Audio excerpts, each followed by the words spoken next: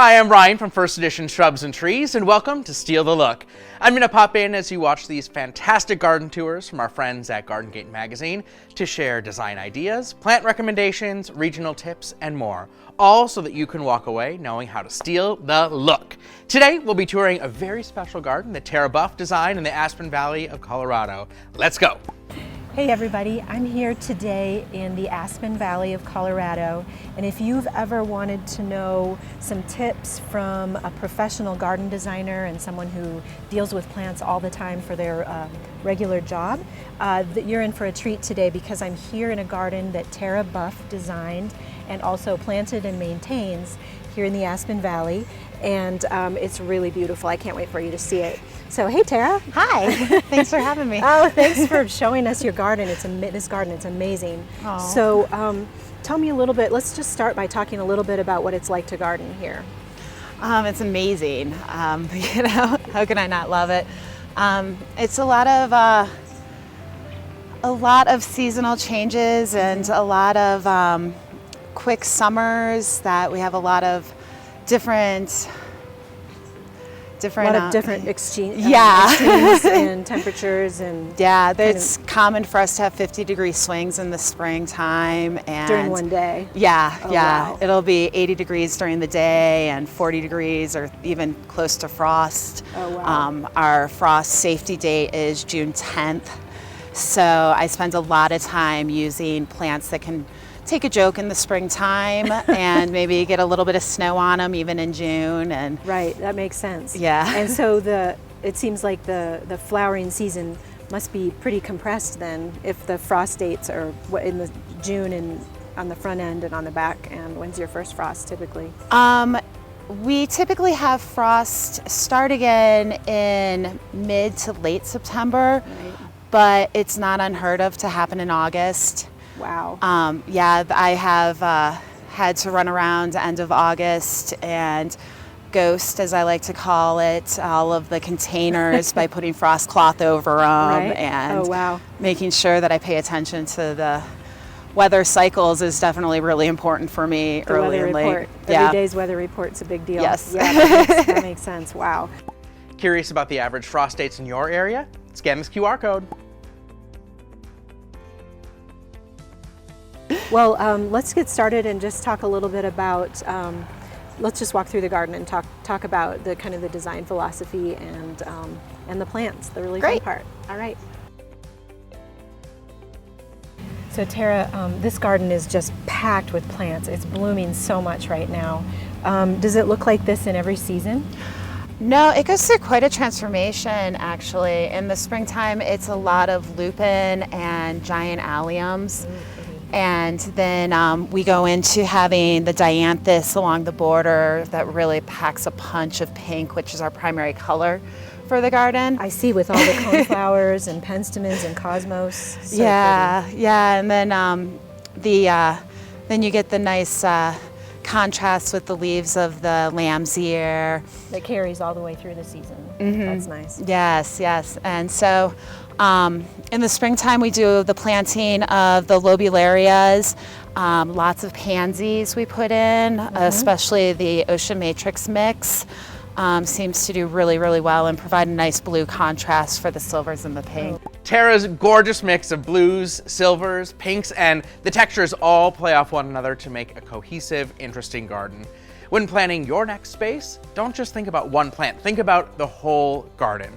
Think of how your plants interact with each other in terms of when they bloom, how the colors fit together, and how it fits into your broader design.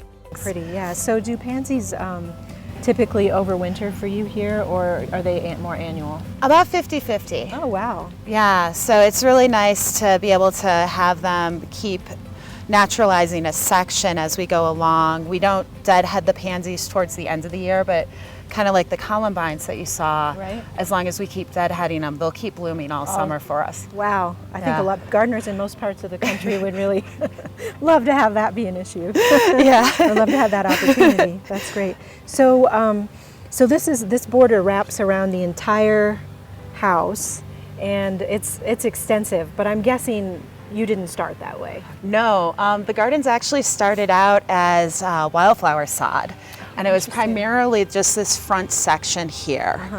And so the original caretaker of these gardens installed a wildflower sod, which did pretty well, but like with a lot of things, if it's not maintained, the dominant species kind of took over.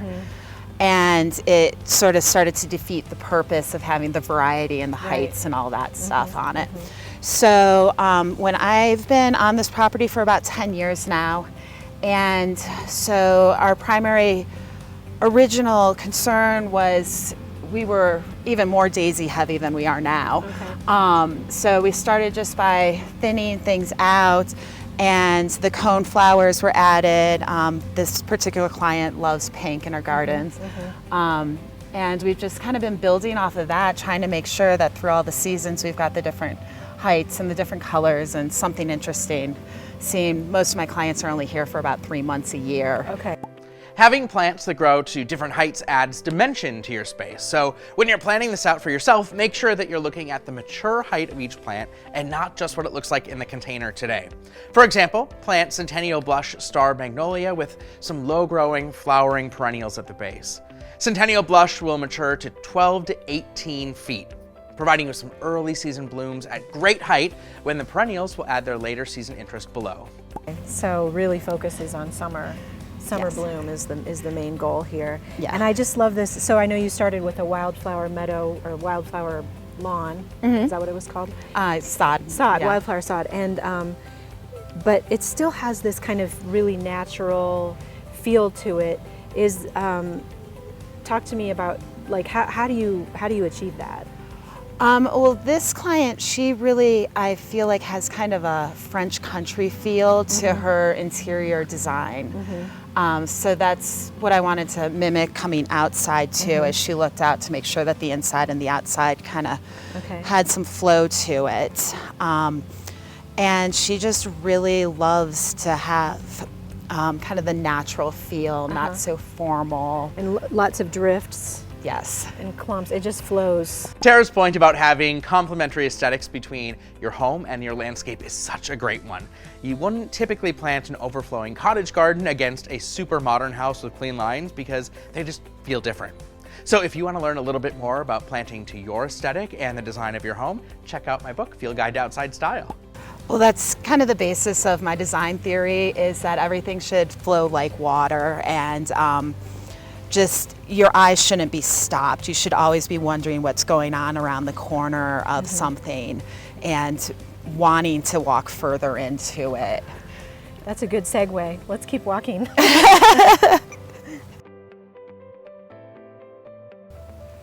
There's a sleeping bee right there. Oh my gosh, look at that. That's so cool.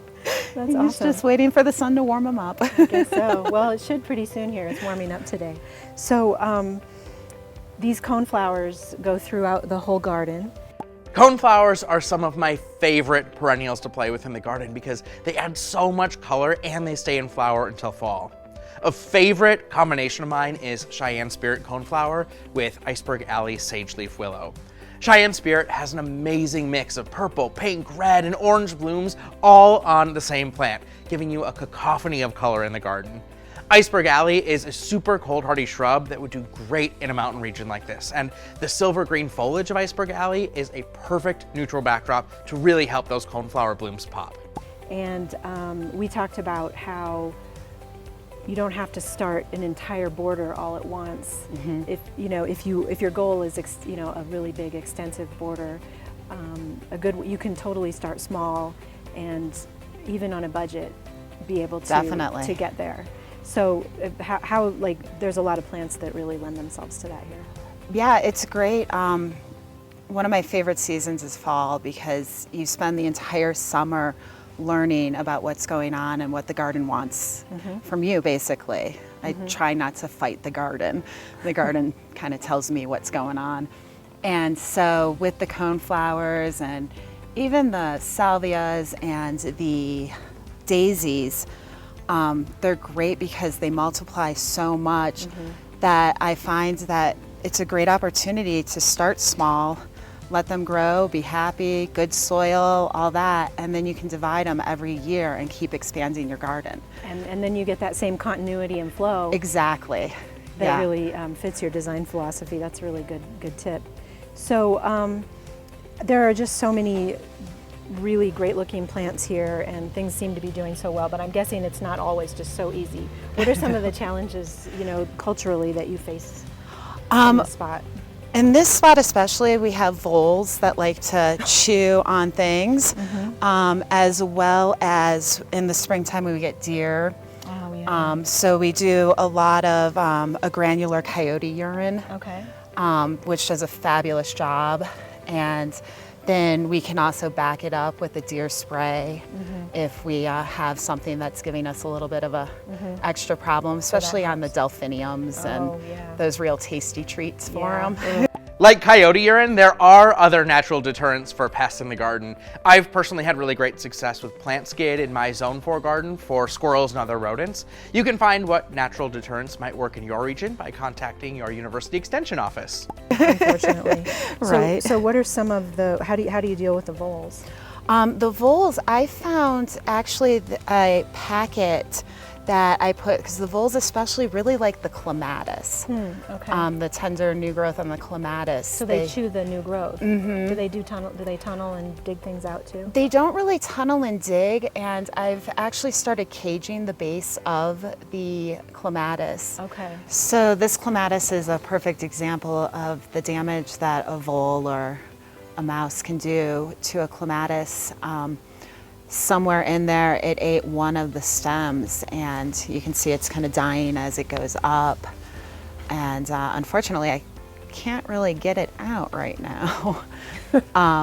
So we'll spend some time really being careful to cut out the dead parts. But It's not so easy as just finding it at the bottom and pulling it from the bottom, is it? no, all wound in unfortunately. Yeah. So that can be kind of frustrating when you have these fabulous clematis that climb up and across. And I can't help but pause here and talk about these beauties. Like Tara mentioned earlier, these clematis add gorgeous height to the garden. If you have clematis or another climber like this in your space, plant something compact like creme brulee potentilla at the base. The white flowers will pair gorgeously with the clematis blooms, and the compact size will add to the dimension of the pairing. then all of a sudden you come in and it's like, oh no. And then there's these packs that you can get that have a lot of essential oils in them, especially mint seems to repel them really, really well. And so those have helped out quite a bit. And yeah. Interesting. Well, and that brings up a point. I know you garden organically. So all of these solutions that you're working on are all organic ones. Yes. What about the soil? What's the soil like here? We have a lot of red clay soil. So ideally with clients, I like to start off with, especially a new client, focus on the soil. It really makes all the difference. It's That's just what you like need food. to get here. Yeah. Yeah. Yeah. So we spend a lot of time in the beginning of the season cultivating. We don't have the luxury of the high humidity that we have back east. You know, I'm originally from Ohio. So you know about that, yeah. Yeah, so it was great because you can put down the beautiful double shredded mulch that y'all can get, and it'll break down and add to the soil. Where here, stuff like that tends to just kind of sit, and then you start to get fungus and stuff like that. So I use more of a soil conditioner as my mulch every year, and that way we can cultivate it in through the season. And it breaks down faster. It breaks down faster, and it's actually building the soil then. Do you add compost before you do that when you're starting a new bed? Or Typically not. Typically, whatever soil, I rotate between two varieties, and that way they both have nutrients in it, whether or not it's a turkey base or a bat base. Or The soil conditioner. yeah. Okay, interesting. Yeah, so, Interesting. and that way too, it helps because it leaches to the roots through the season. Right. And I don't have to spend a lot of time, I really don't fertilize the gardens at all. And so you add that every year, and that just continues to build the good soil over time, and compost's in place, and it just goes from there. It is super important to understand what type of soil you have before diving into planting. You can get a soil test from your local garden center to figure out exactly what your soil type is and what amendments you might need to make it healthy.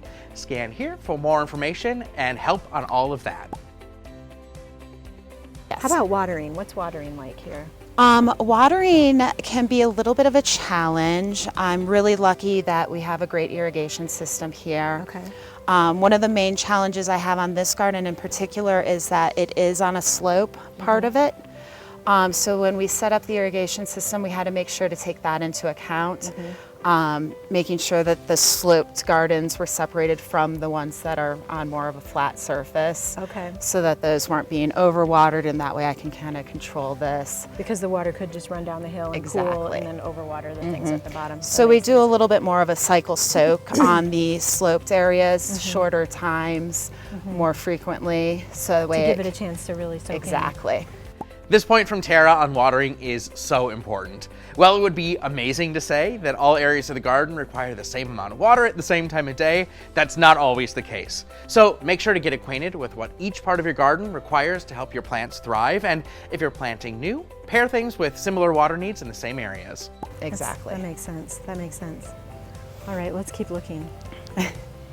This Scabiosa is amazing. I don't know if I've ever seen such large flowers. Aren't they wonderful? They They're one of really my are. favorites, actually. Oh, so pretty. This is the Nana variety, and one of the passions of this client is cut flower arrangements. Okay.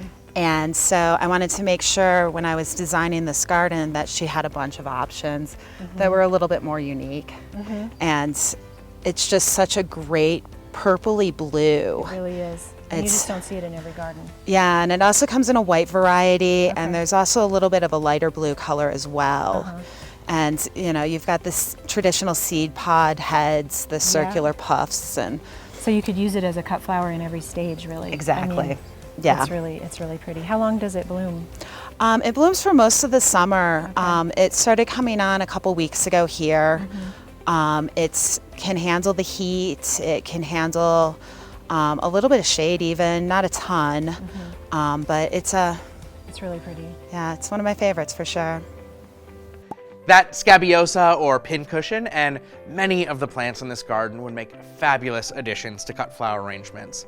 If you want to plant for cut flowers yourself, don't forget about foliage plants as well.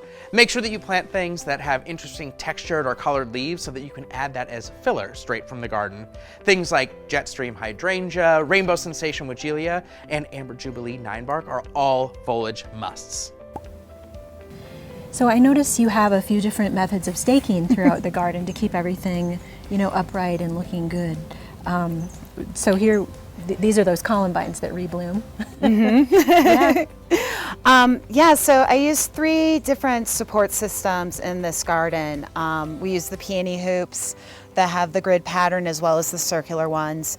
In the spring, we have a ton of peonies in here that complement those lupin and the alliums. And then for the columbines, to try to keep them looking a little bit more natural, I've used these fabulous metal stakes, and gosh, I've had these for about 10 years, so it's been a great investment.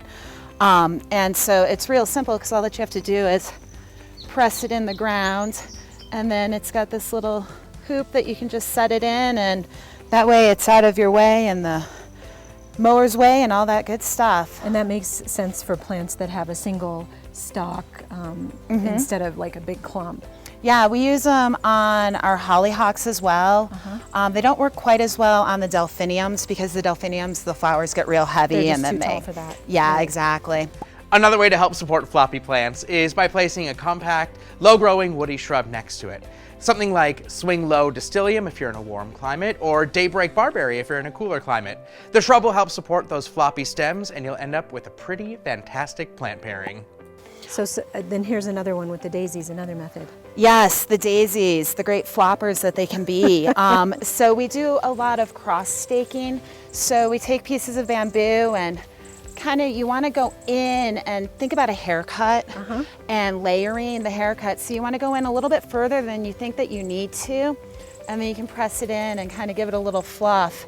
And that way it gives it the support that it needs to actually stand upright, as opposed to it, crowding out the Right. sedum that are underneath it. That makes sense. And you can put several going different directions in the Exactly. same clump and keep it kind of looking more natural instead of if you were tying it up into a big bundle. Yeah. It just wouldn't look as natural. Yeah, Yeah. you see sometimes people using the tape, it kind of looks like they're strangling the plants a little bit. I've tried that sometimes and not been really happy with it.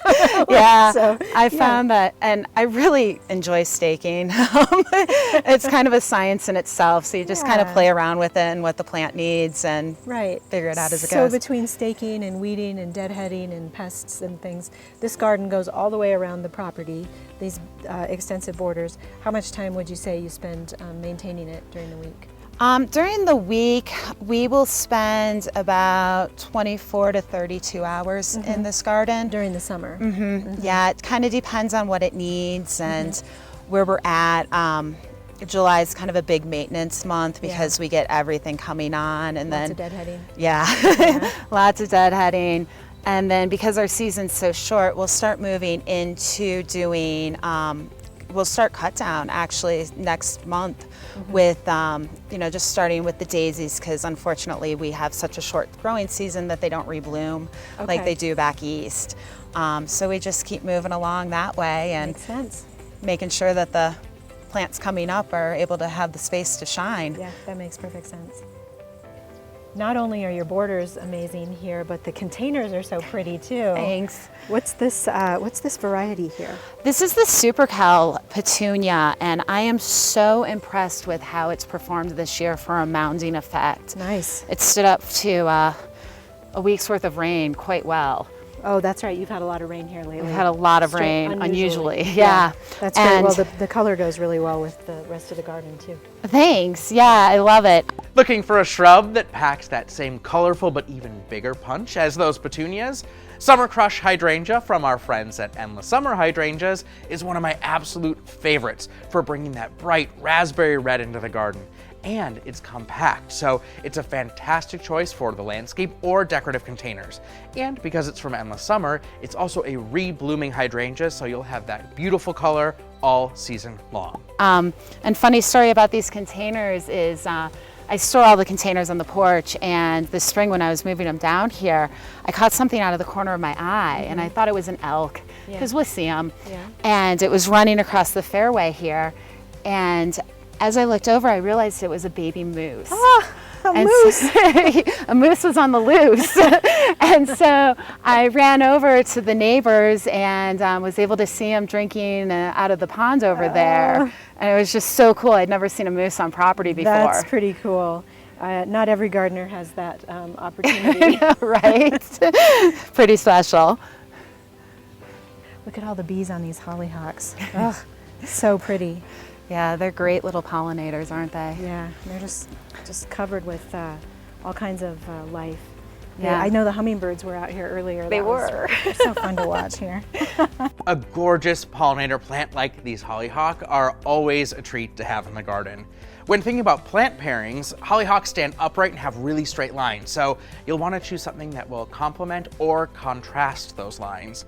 Planting something with a broader leaf like Love Child Sweet Spire or Pink Sparkler Birchleaf Spirea will provide a really good balance to that upright structure. Fighting it out for the plant's attention. And then you have your hay racks. This is just gorgeous. Thank you. So it's 2 hay racks. It next is. to each other, right? It's 2 55-inch hay racks. It's a metal frame, and they have a cocoa fiber liner in them. Okay. So each hay rack has about 64 4-inch containers planted in them. Okay. With our short growing season, I have to kind of go for the instant gratification. So you start with 4-inch instead of little plugs. Yeah, Okay, yeah. And are some planted in the front or everything on top, or how does that work? They are. So I cut slits with kitchen shears, actually, to get through the cocoa fiber liner in each of the front rails. And then wash the roots typically to make sure that I can get the plant in there without damaging the stem too much. And and just keep working the pattern on down. And oh, they're so beautiful. Do you have to keep, like, what's the watering and feeding look like to keep them looking like this all summer? They actually hold a surprising amount of water. So these ones I water every 2 days, every 3 days, kind of depending. It's nice because they get the great morning sun, and then the afternoon they're in a little bit more shade. So they're not getting baked all day. That's helpful. And the pansies still look good and it's August.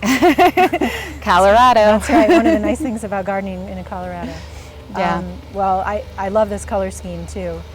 When you have stunning window boxes like these, you want to make sure that whatever you have planted below is not going to interfere with that view. Make sure to choose plants that are lower growing, like Mandarin Tango Potentilla, Vintage Jade Distilleum, or Double Mint Gardenia. Do you change it up from year to year, or this is the pink kind of? Yeah, I try to change it up a little bit every year. I really, typically I'll keep a couple plants the same, like the bubblegum petunias, and I'm really liking the purple lobularia in this year. It is pretty. And then the pansies are the Ocean Matrix mix, so that matches what's along the borders as well. Nice. And these ivy geraniums are really fun. Yeah, as well. They're Nice. great. And then there's actually a fan flower in there too. Oh yeah, I see working it its back way there. in. That's good. Well, it's a really beautiful combination. And thanks for showing us this gorgeous garden. This has been so fun to take this tour this morning and see all of your great borders and great containers. It's just been really fun. Thanks, Well, Tara. I love showing it off, and thank you so much for coming out and taking a look at it. It's a good way to spend the morning. And there you have it. Thank you so much to Tara for welcoming us into this beautifully designed garden, and to Kristen and the Garden Gate Magazine team for leading that tour. I hope that you enjoyed and can walk away with tons of inspiration and ideas on how to steal the look and make it a reality in your garden. Make sure to share your gardens with us at First Edition's Shrubs and Trees, because I can't wait to see what you create. Happy gardening, and I'll see you next time on Steal the Look.